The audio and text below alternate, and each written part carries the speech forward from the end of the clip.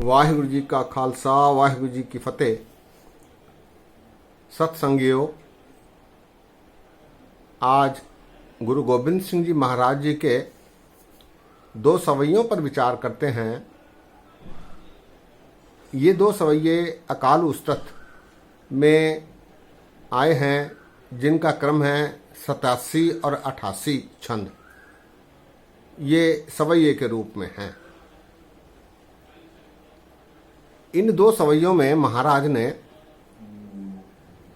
दर्शाया है कि जो भी इस संसार में उत्पन्न होता है वो फिर उसी में समा जाता है।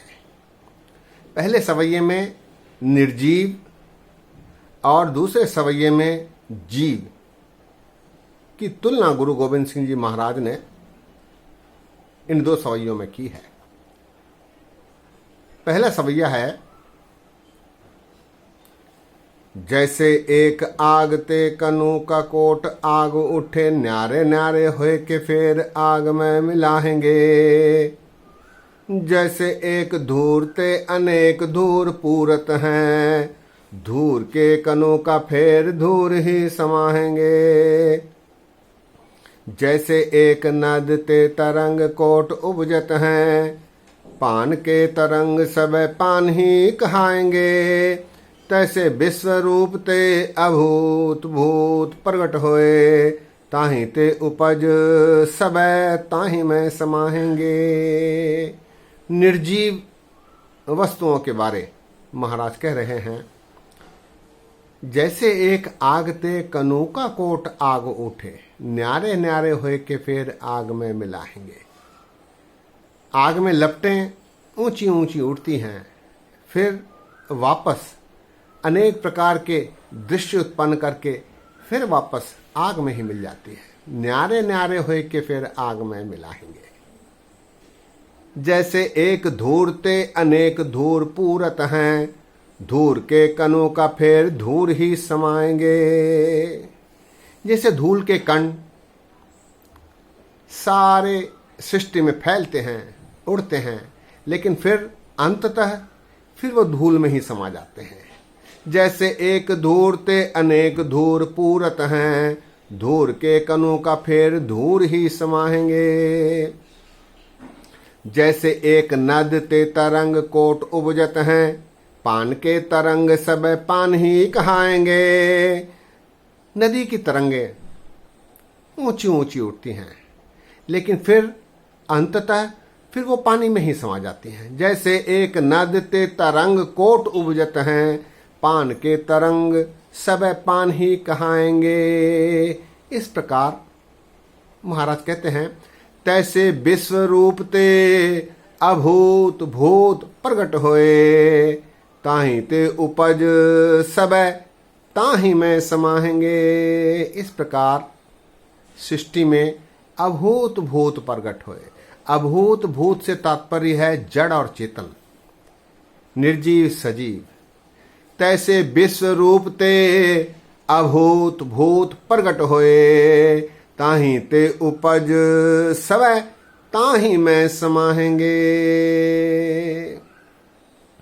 इसी प्रकार जीवों के बारे गुरु गोबिंद सिंह जी महाराज अगले सवैये में फरमा रहे हैं। केते कछ मछ केते ऊन कौ करत भछ, केते अछ वछ होए सपछ उड़ जाएंगे। केते नभ बीच अछ पछ कौ करेंगे भछ, केतक प्रतक्ष होए पचाए खाए जाएंगे। जल कहाँ थल कहाँ गगन के गौन कहाँ, काल के बनाए सबे काल ही चबाएंगे। तेज जो तेज में अतेज जैसे तेज लीन, ताहि ते उपज सब ताहि में समाहेंगे। यहां महाराज जीवों का उदाहरण दे रहे हैं। केते कछ मछ केते ऊन कौ करत भछ, केते अछ वछ होए सपछ उड़ जाएंगे। केते कछ मछ, कितने ही कछू कछुए, कितने ही मछलियां और उनको खाने वाले कई जीव। केते कछ मछ केते उनको करत बछ, जो उनको भी खाने वाले जीव। केते कछ मछ, केते उनको करत भछ, केते अछ वछ होय सपछ उड़ जाएंगे।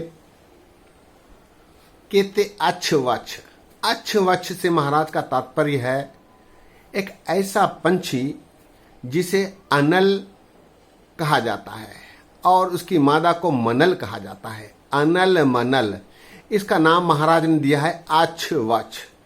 ये पंछी सदैव आसमान में ही उड़ते रहते हैं, वो जमीन पर कभी नहीं उतरते और अपनी वंश वृद्धि भी वो आसमान से ही करते हैं। आसमान में जब उनका अंडा पक जाता है तो वो अंडे को गिरा देते हैं और वो अंडा जमीन पर गिरकर फूट जाता है, उसमें से पंछी फिर उड़ जाता है। इस प्रकार ये पंछी हमेशा संसार में जमीन पर कभी नहीं आता। केते कछ मछ, केते उनको करत भछ, केते अछ वछ होय सपछ उड़ जाएंगे। ऐसे सदैव आसमान में रहने वाले पंछी भी समाप्त होने वाले हैं, इनका भी विनाश होता है। केते अछ वछ होय सपछ उड़ जाएंगे, केते नभ बीच अछ पछ कौ करेंगे भछ, केतक प्रत्यक्ष होय पचाए खाए जाएंगे। ऐसे नभ में उड़ने वाले अनल मनल अछ वछ पंछी, उनको भी आसमान में ही कोई खा लेता है, पचा लेता है, देखते देखते उन्हें समाप्त कर देता है।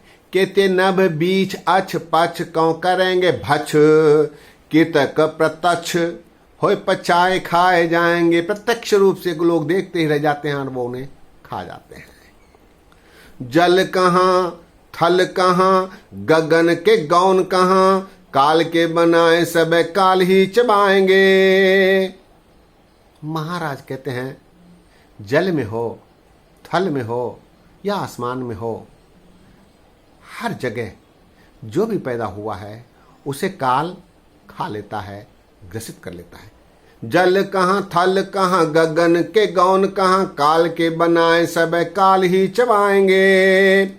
तेजियों तेज में अतेज जैसे तेज लीन, ताई ते उपज सब ताई में समाएंगे। जिस प्रकार अंधकार को प्रकाश खा लेता है और प्रकाश जब अंधकार में जाता है तो अंधकार समाप्त हो जाता है, इसी प्रकार काल अकाल पुरख में सब पैदा होकर उसी में विलीन हो जाते हैं।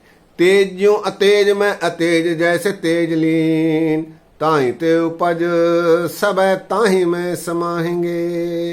इस प्रकार दो सवैयों में जीव और निर्जीव दोनों के पैदा होने और समाप्त होने की व्याख्या गुरु गोबिंद सिंह जी ने की है।